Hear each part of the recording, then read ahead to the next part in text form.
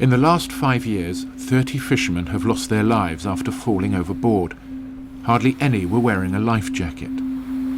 Falling overboard instantly becomes a life-threatening situation. And when this happens on a winter's night in rough seas, there are few survivors. But this is the story of one of them.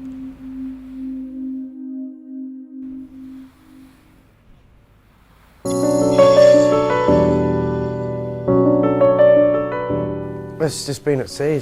I love being at sea. You know, it's something different out there. The skies, you know, the weather, the dolphins passing you by most days is really nice. You know, and it's really nice when the fish come over. Ocean Spray, this is Falmouth Coast Guard, Channel 67, good evening. The boat I'm on was the Ocean Spray, and it's a netter from Newlyn in Penzance in Cornwall. It was pitch black by 8:30. It was the last tier we hauled of the day and the last tier we were shooting of the day. It would have been time to turn in then to get a couple hours sleep. But didn't quite happen like that. I've seen the net starting to go out in a ball. It must have got tangled up or something. I stepped into the rope pound for some reason, I think, and looked up. Felt like I'd been hit by a car or something, you know, it was that sort of force. And I was just being crushed. The anchor has come up from behind and squashed me to the side of the boat. I managed to shout to me skipper. I heard a shout, I went hard astern. And as he did that, the boat's...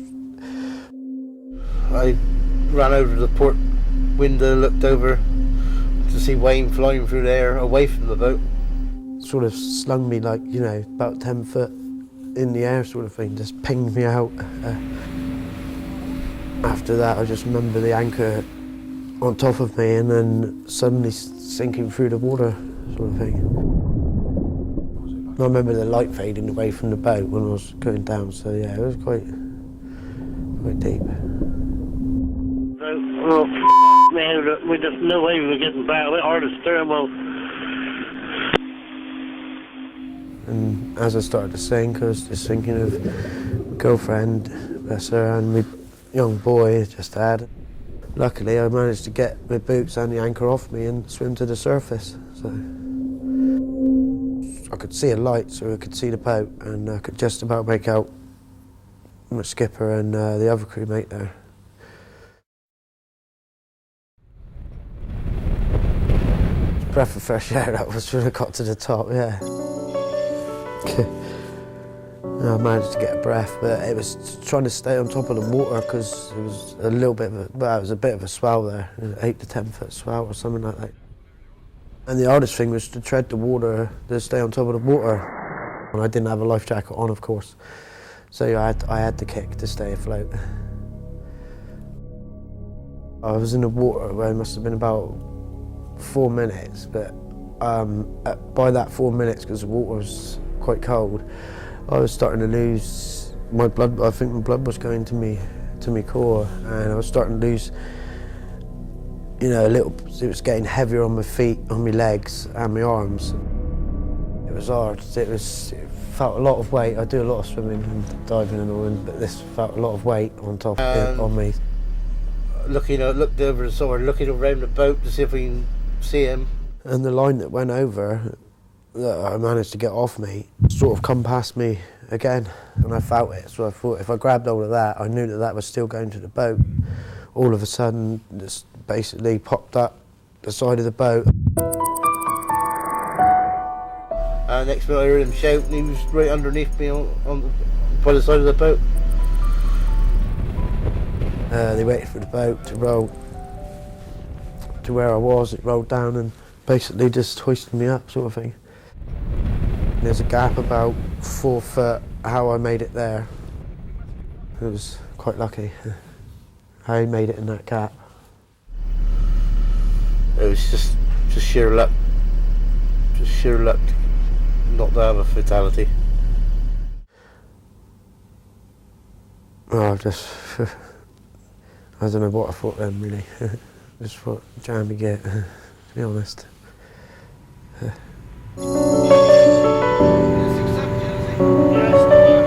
This is for Falmouth Coast Guard, Roger, and also the Penley lifeboat will be launching shortly with medics on it to come out and meet you and assess your casualty.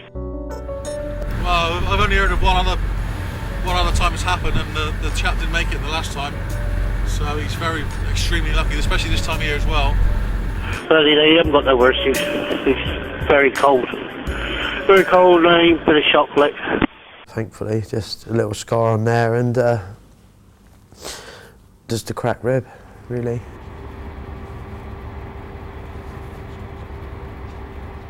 As I got to Trelisk, I stepped out the ambulance and my girlfriend was there, Melissa, and first thing she said, "You're not going back on the boat," so yeah, and then she gave me a cuddle and that was brilliant, yeah, because I didn't think I'd be doing that. Yeah, I didn't think I'd be doing that.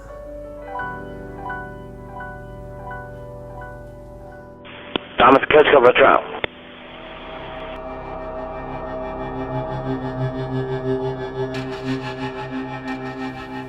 I've never worn one, to be honest.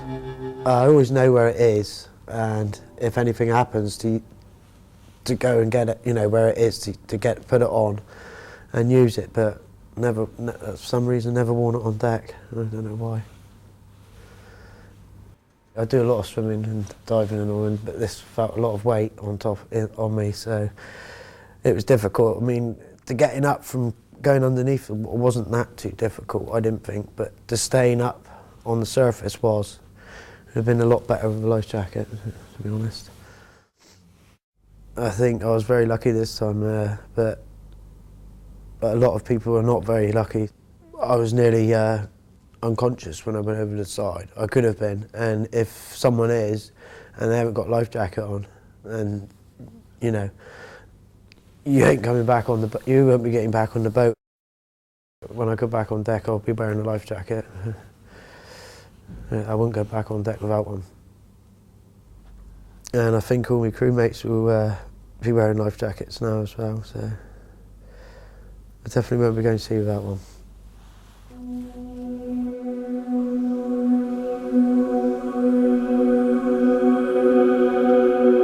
Well, I was in the water where it must have been about 4 minutes, but by that 4 minutes, because the water was quite cold, I was starting to lose my blood. I think my blood was going to my core, and I was starting to lose, you know, it was getting heavier on my feet, on my legs and my arms. You know, without the life jacket and your feet and the legs go, well, that's what you're going to keep yourself afloat with. But if you've got a life jacket, that's going to keep you afloat. You know, wherever your arms and leg go, so your temperature warms up your inside, so it doesn't matter whether you know, that would have kept you longer basically, you know. I wouldn't have had long, I don't think, you know, 10 minutes maybe. But with a life jacket, you certainly got a little bit longer. The cold is the only factor that, you know, that, but it'd have been definitely better with a life jacket, put it that way. But they, like I say, they managed to get me dried off and put some warm clothes on me, so that was a good thing, and put a blanket and all on me, so I was warming up. But I just couldn't get warm. I couldn't get warm for about 4 hours, but the pain was quite intense and around my legs and my ribs.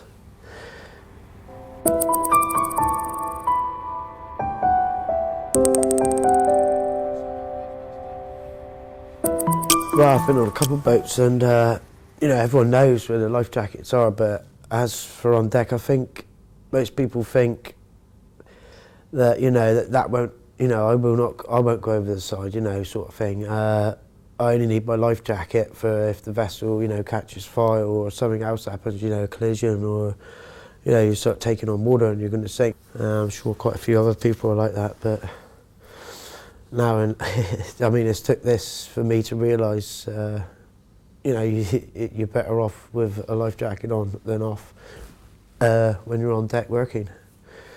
I hope, you know, most of the people that are watching this will think twice about wearing one, you know, at least, you know, and put one on. Get your skipper to get you one, or if you haven't got one, put one on as soon as you go on deck to work. Yeah.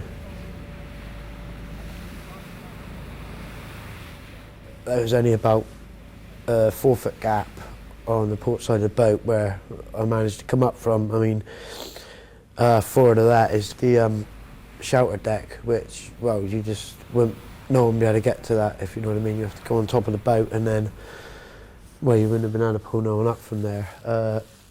And back half a bit, on the other side of the gap where I got at that's about 6 or 7 foot off the deck, and well, to get up there, I don't know how they would have pulled me on, got me on board from there, either side of the gap I made it to.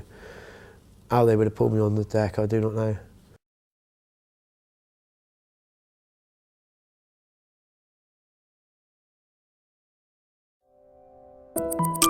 If you go into the sea anywhere around the UK in the winter months, your survival time is measured in minutes.